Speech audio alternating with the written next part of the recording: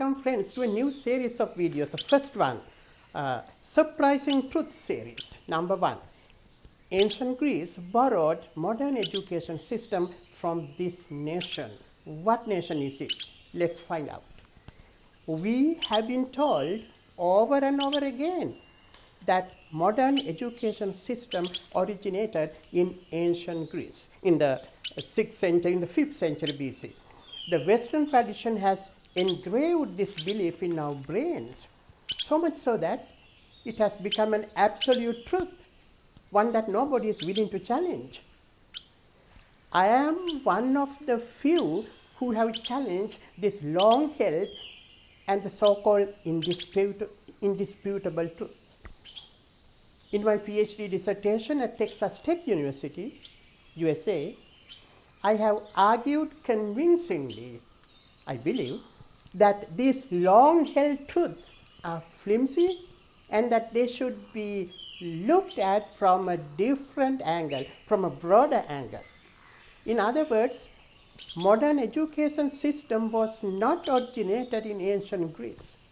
Rather, it was borrowed from somewhere else. According to the popular Western tradition, Plato, a disciple of Socrates, is now considered the forefather of the modern education system.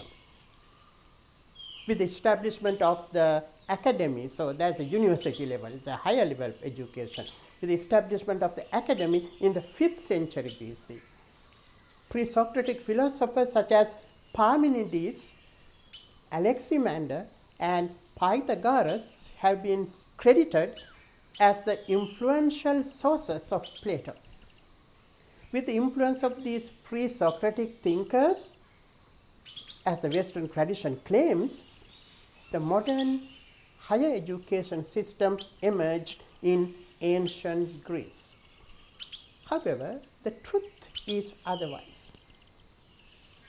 In fact, higher education system was brought to Greece from a different country. Yes, later in this presentation we will know from where it was borrowed. To facilitate this discovery, let us first examine what kind of an education was present in traditional ancient Greek society. To be brief, 1. Ancient Greeks learned to make their bodies strong and endurable, for it was a social need.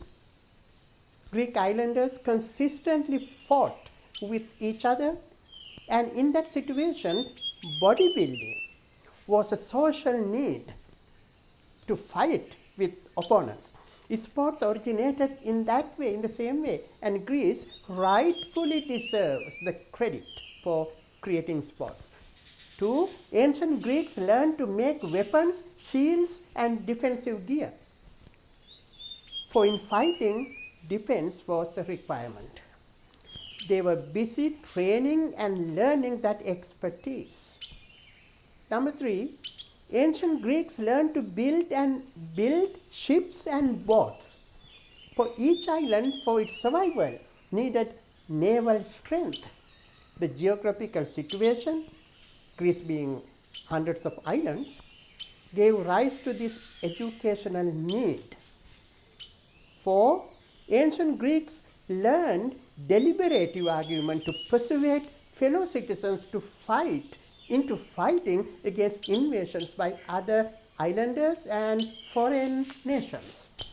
For survival, each island needed people to fight, and to urge the citizens to join fighting, Greeks developed a kind of argumentation called deliberative argument. 5. Ancient Greeks learned to argue in courts to reclaim their lost properties to landlords. This is a part of democracy. The other contributions to the modern world by ancient Greece, so that ancient Greek sports and democracy, two things they gave to the world. Legal appeals, accusations, and defenses are also included in this category. 6. Ancient Greeks learned to rhetorically construct a person, to uplift a person. That is usually a war hero who died fighting. Again, this was a persuasive strategy to encourage people to participate in fighting. These 6 kinds of education existed in ancient Greece before the 6th century. Strangely, however, none of them were the main subjects in Plato's academy.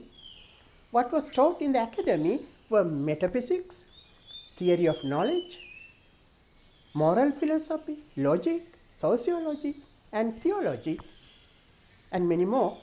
In fact, scholar Kathleen Freeman states in her book God, Man and State, page 111, no special group of thinkers lived in Greece, ancient Greece, for their actions were not usually for the benefit of society. Both speculators and speculations were not encouraged or tolerated in ancient Greece. People were busily at work and they needed people to be busily at work, taking steps to defend their own land from foreign attacks. Then, how come Plato taught such subjects as metaphysics and theory of knowledge in his academy? More than anything else, how come this honorable connection between the teacher and the student got established in ancient Greece? That is because Greek thinkers since early 6th century BC consistently borrowed knowledge from ancient India. Interestingly, the world's first classroom concept originated in ancient India even before the 6th century BC. The teacher was in a jungle or forest. Interested students went there and learned from the teacher. Evidence suggests that Greek thinkers both visited India and learned from Indian teachers since early 6th century BC.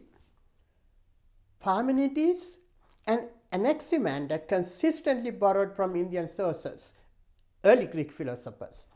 Several early Roman writers have claimed that Democritus and Pythagoras actually visited India.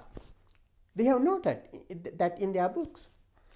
Having learned from the giant teachers, Pythagoras went to Croton, Italy, a rural area in the Dark Age, and established a society exactly similar to the giant society.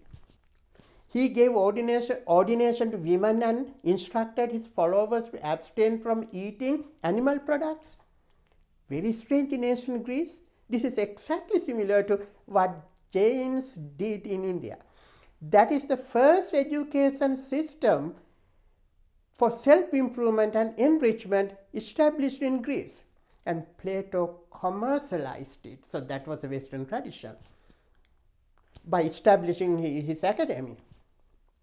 This being a very short video, I do not have time to discuss here all important points related to this topic or provide more evidence.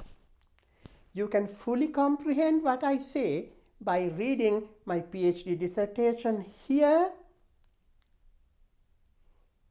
or you can just type my name, Basnagoda Rahula, and Greek, these 3 words, Basnagoda Rahula Greek, and Google it. You will find the dissertation and you will enjoy reading it. Thanks. We'll see you again. Have a fruitful day.